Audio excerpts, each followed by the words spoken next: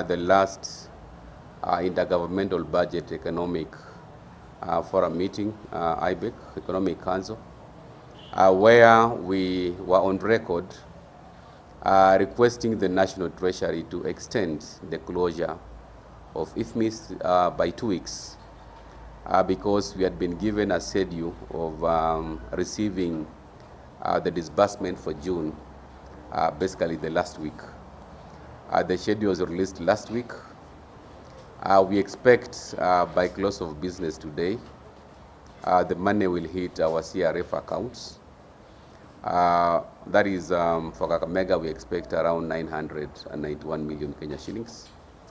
Of course, pursuant of the disbursement approvals, we now be looking at the control of budget, who will now do the specific approvals so that the money can now reach the facilities accounts maybe by end of this week or early next week. So for you to now expend that money, you actually require that IFMIS to be opened, and even also facilitating the approvals by IFMIS. That system must be opened for 2 weeks after the closure of the financial year. Traditionally, the IFMIS is supposed to close on Friday, but because of that special intervention, we are confident that the National Treasury will actually adhere to our request of extending the closure to 15th so that we can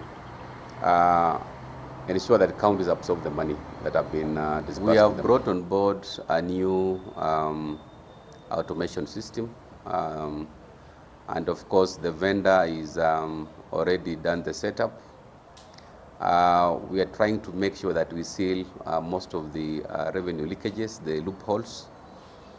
So largely we are going to focus more on a proper tax administration, the levies we collect, sealing the loopholes through automation, and of course also expanding the sources of levies which have not been exploited in the past. When you look at the potential that we have as a county is huge. We have a potential of almost 5 billion Kenya shillings once we exploit all the collectible taxes. So by starting by 2.2 is an ambitious but achievable target, which will be done through automation and of course proper administration.